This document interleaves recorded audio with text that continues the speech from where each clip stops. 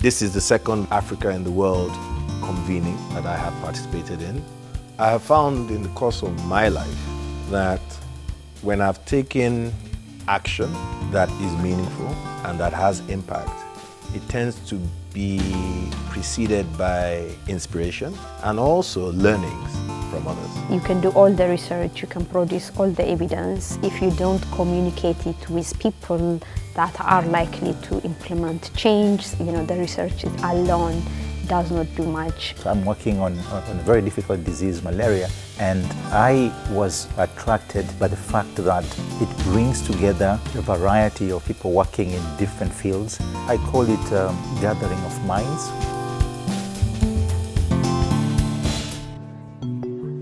Dialogue is about connection. So it's not just so much the contact between people, it's the connection between people. We form relationships between partners, between causes, between continents, between peoples. We don't need to control malaria long term. We need to eliminate and then eradicate malaria. For the last 30 years, I've been involved in making vaccines against mainly one disease, which is malaria. And for the first time this year, we have not one vaccine, but 2 vaccines. Never happened before. People have been trying for over 100 years. 600,000 people die in Africa every year from malaria. Solving this problem is probably the most revolutionary development in our lifetimes. Capacity in Africa has grown significantly. The focus now has to shift from not only people who just validate these innovations in the field, but rather who invent the next antigens, the next vaccines. Africa has a very unique positioning. Its renewable energy potential, its young and growing workforce, and its endowment of natural resource open up a different path, a different way of thinking about Africa's contribution to the global climate equation. If one starts to think of greening the planet as the largest purchase order in history, you start to think very differently about what decarbonization could do for a continent such as this. So I think that we are in a moment right now that demands both courage and ingenuity across all kinds of decision makers in really thinking about how do we not think of Africa as in a perpetual catch-up mode, but actually potentially advantaged in building the future. It is possible to actually build AI that can benefit people, that can benefit the most marginalized.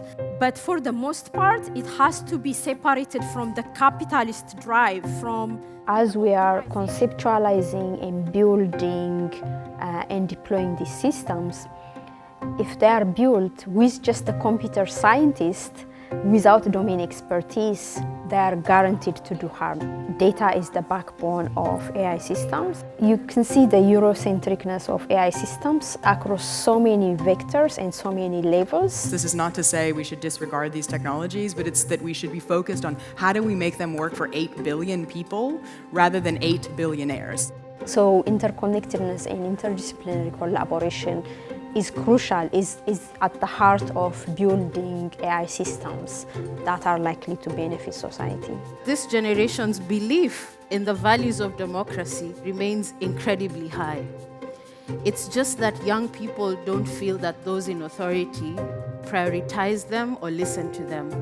When you look at the lack of opportunity, when you look at the connectedness, the aspirations and dreams that young people have, there's only a few paths in which that tension can be resolved.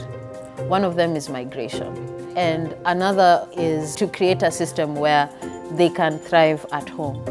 And I think everyone would want to have a good life at home rather than being an immigrant somewhere else. Until we address the leadership issue, right, the tide will continue to go out and take so much of what is not firmly established with it, and then we have to start again as nations. That's our problem. Meetings like this bring all these facets, academic, investment, civil society. It's all connected. And I think we don't have enough spaces that remind us of that connectedness.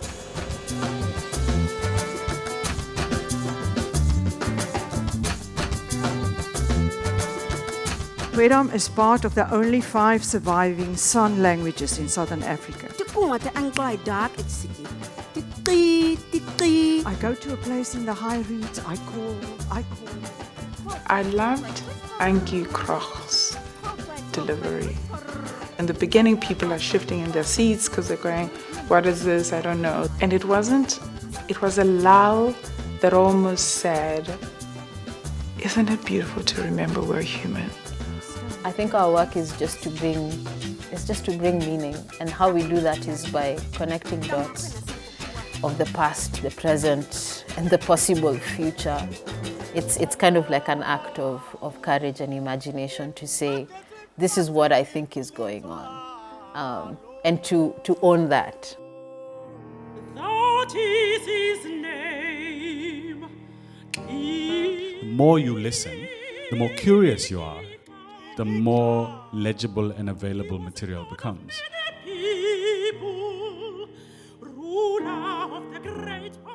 Perhaps we're losing an ability to listen deeply. Choral practice centers around listening, not so much about you singing well as an individual. What matters very much more is how well you listen so that you can tune yourself and meld your voice. It's by both holding on to your opinion, but also holding it loosely, because what you're trying to do is to create a shared reality. And as long as each of you are holding your positions tightly, then there'll never be a shared reality, right? There's no us, there's no joint life. What kind of leaders we need for the future of Africa? I think first and foremost, empathetic leaders. We need leaders who understand the opportunities and the threat and the dramatic change that they can bring. I think there is possibility that over the next 5-10 years, we see things that have been started, invented, perfected here in Africa, export themselves to other parts of the world. Courage for me is not the absence of fear. It's that ability to say, this feels larger than I am, but it is way too important for me to sit it out. So let me try through doing.